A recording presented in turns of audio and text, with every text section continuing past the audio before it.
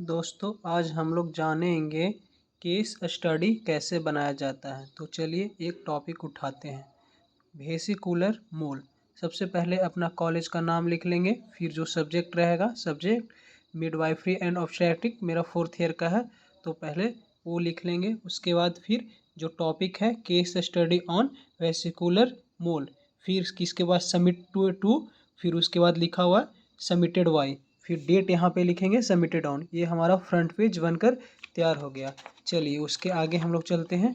फिर हम लोग इंट्रोडक्शन देखेंगे। इंट्रोडक्शन में फिर आइडेंटिफिकेशन डाटा लिखेंगे। उसमें name, age, sex, date of birth, education, occupation, address, marriage status, diagnosis, religions and ward, ये सब लिखेंगे। फिर उसके बाद चीफ कंप्लेंट लिखेंगे। चीफ कंप्लेंट में लिखेंगे। फिर उसके बाद प्रेजेंट हिस्ट्री लिखेंगे, पास्ट हिस्ट्री लिखेंगे। पास्ट हिस्ट्री में मेडिकल हिस्ट्री लिखेंगे, सर्जिकल हिस्ट्री लिखेंगे। उसके बाद इन्वायरमेंट हिस्ट्री लिखेंगे। फिर फैमिली हिस्ट्री बनाएंगे, फैमिली हिस्ट्री। उसके बाद फैमिली ट्री बनाएंगे। फैमिली ट्री के बाद की है की लिखेंगे। फिर पर्सनल हिस्ट्री लिखेंगे, पर्सनल हिस्ट्री।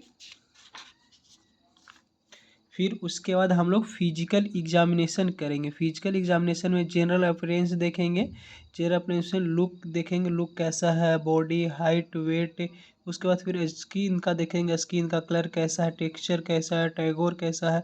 फिर हेड टू नेक देखेंगे, हेड टू नेक में हेयर देखेंगे, स्कल्प देखेंगे, स्कल देखेंगे, नेक देखेंगे, फेस देखेंगे, नोज लिखेंगे, नजल, नॉस्ट्रिक, माउथ में फिर देखेंगे, माउथ का लिप्स देखेंगे, गम्स, टीथ देखेंगे कि कैसा है जैसे। फिर उसके बाद ईयर देखेंगे, ईयर में क्या देखेंगे, एक्सटर्नल ईयर, हेयरिंग कैसा है। उसके बाद आइज देखेंगे, आइज में एब्रो देखेंगे, आइजलेस देखेंगे, आईलिड देखेंगे, कॉर्निस देखेंगे, पिपल्स देखेंगे। उसके बाद चेस्ट, चेस्ट में inspection, inflammation, breathing sound and cough. उसी की तरह एब्डोमेन देखेंगे, एब्डोमेन। फिर हम लोग पेशेंट का वाइटल साइन लेंगे। टेम्परेचर है, टेम्परेचर 98.7 फ़ारेनहाइट है। पल्स है, रिस्पायरेशन, ब्लड प्रेशर है, बीपी। उसके बाद मेडिकेशन देखेंगे, मेडिकेशन। फिर नर्सिंग मैनेजमेंट लिखेंगे। नर्सिंग मैनेजमेंट के बाद उसके बाद फिर हम लोग एनाटॉमी एंड फिजियोलॉजी लिखेंगे। एनाटॉमी एंड फिजियोलॉजी में यूटेरस के बारे में लिखेंगे, यूटेरस इंट्रोडक्शन हो जाएगा, इंट्रोडक्शन। उसके बाद डिफिनेशन लिखेंगे, डिफिनेशन लिखने के बाद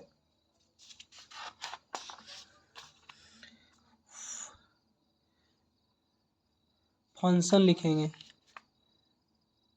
फंक्शन लिखेंगे, डिजीज कंडीशन लिखेंगे। डिजीज कंडीशन के बाद फिर से डिफिनीशन लिखेंगे जो हम लोग बनाए हैं उस टॉपिक का डिफिनीशन। उसके बाद क्लासिफिकेशन लिखेंगे, क्लासिफिकेशन के बाद कॉजेज लिखेंगे, कॉजेज का बाद साइन एंड सिम्टम्स लिखेंगे, डायग्नोसिस लिखेंगे, मैनेजमेंट लिखेंगे। उसके बाद इनइफेक्टिव मैनेजमेंट लिखेंगे, सक्सेशन इवोल्यूशन लिखेंगे। फिर मेडिकल मैनेजमेंट लिखेंगे, मेडिकल मैनेजमेंट में सिंपैथेटिक ट्रीटमेंट लिखेंगे, नर्सिंग मैनेजमेंट लिखेंगे।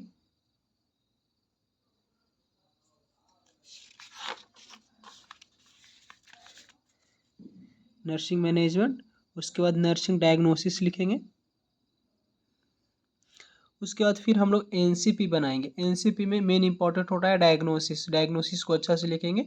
इसमें नर्सिंग वाइज एनसीपी में लिखेंगे, असिस्मेंट लिखेंगे, फिर नर्सिंग डायग्नोसिस लिखेंगे, गोल लिखेंगे, प्लानिंग लिखेंगे, इम्प्लीमेंटेशन लिखेंगे। नर्सिंग असेसमेंट में subjective data, objective data. Subjective data में हम लोग उससे पूछेंगे पेशेंट से, ऑब्जेक्टिव डाटा में हम लोग ऑब्जर्व करेंगे। इसी तरह से 2 या 3 एनसीपी बना लेंगे। एनसीपी बनाने के बाद फिर टॉपिक का समराइज करेंगे, समराइज करने के बाद फिर कंक्लूजन लिखेंगे। फिर कंक्लूजन के बाद विवियोग्राफी लिखेंगे। तो इसी तरह से हमारा केस स्टडी कंप्लीट हो गया।